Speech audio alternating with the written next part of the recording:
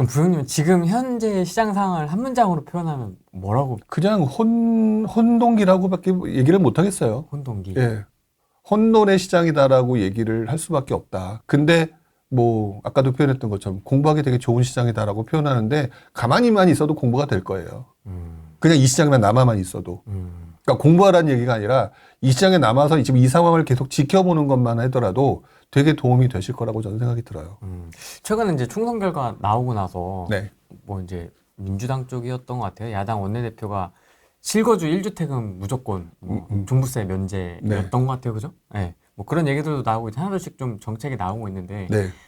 향후 어떤 정책이 좀 펼쳐질 거라고 보세요? 예상되는 게 좀 있으세요? 일단 방향성? 일단은 여러분들이 이 정부 정책이라고 하는 부분들을 네. 기대 심리를 갖고 보지 않으셨으면 좋겠어요. 일단은 투자자들은 뭔가 그 정책을 보면서 요즘에 이제 실망하셨잖아요. 뭐 민주당이 됐다. 그러니까 원래는 다주택자 규제 완화부터 시작해서 뭐 취득세 완화 다 이런 걸 생각하셨는데 한물 같거나 지연되겠구나라고 생각을 하실 거잖아요. 네. 그러다 보니까 기대 심리가 좀 많이 위축되셨을 거라고 생각을 하는데 어쨌든 중요한 거는 저는 정치하시는 분들이 부동산 시장을 보는 관점을 이해해야 된다고 우리는 생각해요.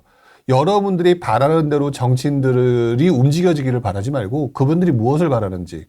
근데 그분들은요, 지금 현재 입장에서는 일단 총선이 끝났어요. 네. 총선이 끝났으면 대다수의 사람들이 원하는 방법으로 정치를 끌고 가게 되어 있어요. 근데 부동산적인 입장에서는 흔히 말하는 대다수의 서민들은 부동산이 오르기를 원하지 않고 있거든요. 그러니까 원하지 않는 쪽으로 정치를 끌고 갈 거라고 보여지는데 이것들이 바뀌는 시점이 언제 오냐면 전세 가격 불안이에요. 그러니까 민주당이었든 아니든 뭐 국민의힘이었든 간에 뭐 국민의힘은 풀어줄 것이고 민주당은 이렇게 반대로 막을 것이고 라고 하는 거는 너무 이분법적인 논리고요.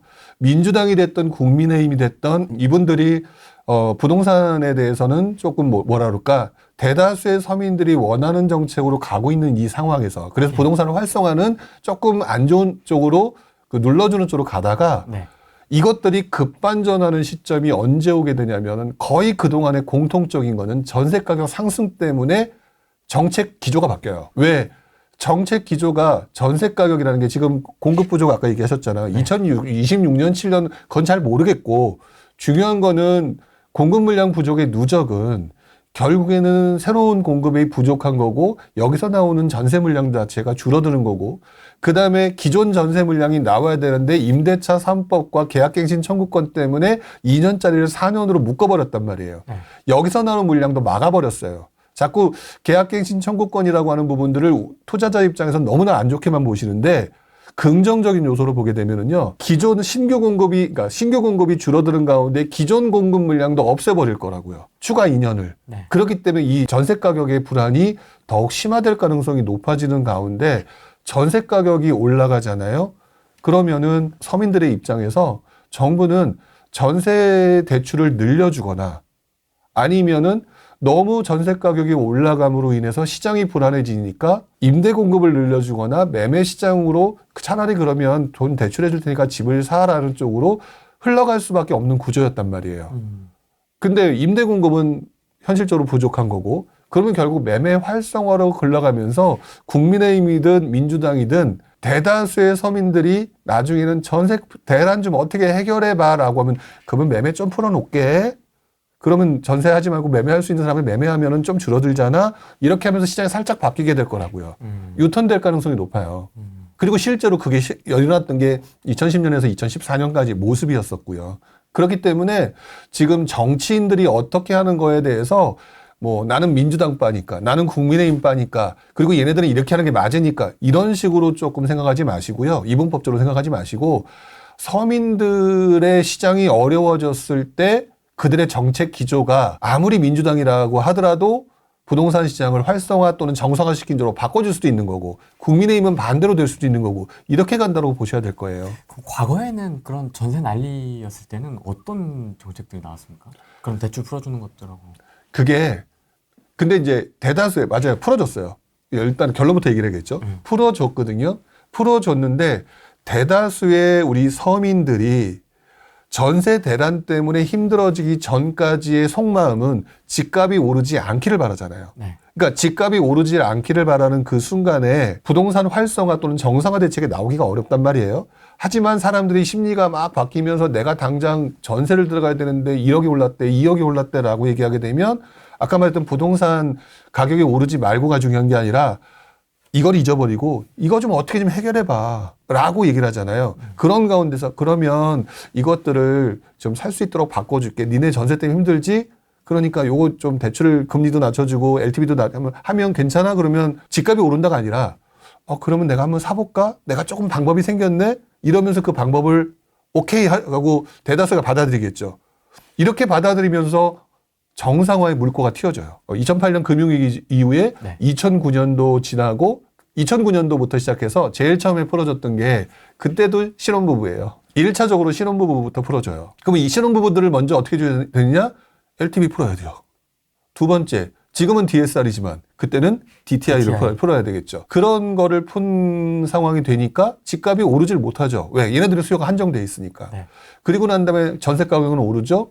신혼부부들 또 전세 갈 데 없죠. 막 이렇게 보니까 시간이 점점 가면서 조금씩 풀어요. 또 미분양은 엄청 늘어나죠. 그러니까 미분양도 조금씩 예를 들어서 양도세 일부 면제해 줄게.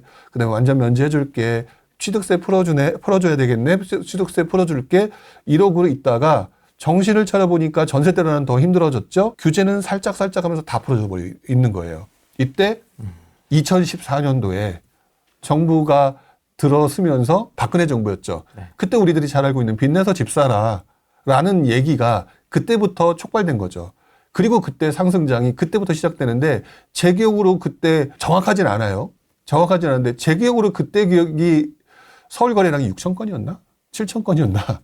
그랬던 것 같아요. 그러니까 지금 제가 말씀드린 건 정확치가 않은 거기 때문에 제가 그냥 흘려 지나갖고 오래된 정보기 때문에 기억이 맞지 않다라는 가정하에 말씀드리는 거지만 그러면서 나중에 올라가면서 만 건이 넘어가고 이렇게 됐던 걸로 기억을 해요. 그러니까 이렇게 풀어줘야 되죠. 그러니까 지금 많은 분들이 지금 이런 과정들이 그 당시 있었다는 거 얘기 한마디도 안 하고 전세 가격이 올라가게 될 거고요. 공급 부족이니까 전세 가격이 올라갈 거고 집값이 올라갈 거야 라고 하는 너무 단순 논리적으로 가는데 그 기간이 3, 4년이 걸릴지도 모르는 거라고요. 너무 퉁쳐서 얘기하게 되면 우리들은 그래서 집 사야 되겠구나 딱 집 사고 난 다음에 3, 4년 동안 왜 이렇게 안 올라 라고 하고 정부는 조금 찔끔 풀어주고 아이고 미쳐버리겠네 이렇게 될 텐데 단순하게 이제 이렇게 생각하죠. 보통 27년에 공급 부족이라고 하네? 그러면 전세가를 그때까지 밀어 올리겠네? 그럼 나 선진입해야지? 올해? 내년에 사야겠네? 그러니까 선진입하는 건 좋아요. 근데 선진입을 10년 전에 할 수는 없는 거고 네. 5년 전에 할 수는 없는 거라고 봐요. 네. 신호가 보여야 되는 게 맞는 건데 네. 이왕이면 좀 짧게 하는 게 좋잖아요. 근데 그 신호라고 하는 것들이 뭐냐에 대한 설명을 할 수 있는 사람들의 얘기를 들어보란 얘기예요. 그게 뭐냐? 전세 가격 상승이라고 하는 것들이 좀 더 촉발되고 이 전세가율이 올라가면서 사람들이 아우성치는 상황이 만들어지고 그 시점에 너무 전세 대란이라고 하는 부분이 심각해지는 상황이 되면서 무언가 정부는 그게 이제 국민의힘이든 민주당이든 그러면 조금씩 그동안에 죄어놓고 지금까지 절대 잡고 안 놨던 것들을 하나씩 그 헤게모니들을 풀어주는 그 상황이 되는 그것들이 신호란 말이에요. 근데 지금 하나도 안 풀었잖아요. 네. 하나도 안 풀었거든요. 근데 혼자만 생각해. 혼자만 머릿속에서 막 논리를 구성을 해. 방구석에서. 예. 구성을 해서 이렇게 될 거야. 혼자 그래서 내 논리가 완벽해라고 혼자 뿌듯해. 제가 그거 보면서 어이없다라고 얘기하는 거예요. 지금 그래서 그 논리로 얘기하시는 분들이 의외로 많은데 그 논리를 얘기하시는 분들 중에서 상당히 오래되셨다고 하신 분들이 있거든요. 근데 제가 기억하기로는 그분들 다 2010 몇 년 이후에 등장하신 분들이에요. 그 당시 일어났던 현상들을 볼 때 다 초보들이었을 거예요. 그래서 기억 못 하실 것 같은데. 내가 암모나이트다. 이렇게 하면 노인네 같고. 이제 아예 세게 얘기하기로 작정했기 때문에 제가 이렇게 얘기를 하는 거지 제가 이렇게 싸가지가 없어서 하는 소리는 아니고요. 그렇죠. 다 아시니까. 예, 그렇게 하는 얘기가 아니고 여러분들이 조금 정확한 방향을 잡았으면 좋겠다는 생각이 조금 더 이렇게 좀 세게 얘기하는데 어쨌든 그분들이 그렇게 해서 돈을 벌었다. 그래서 나 갭 투자 이렇게 벌었다라고 했는 그 시점이 그분들은 초보자에서 중급으로 넘어가는 시절이었을 거란 말이에요. 그렇기 때문에 초급 시절에 봤던 그 시장 분위기를 전혀 모르고 계실 거라고. 그렇기 때문에 그 당시 상황을 지금 제가 계속 얘기를 하는 거예요.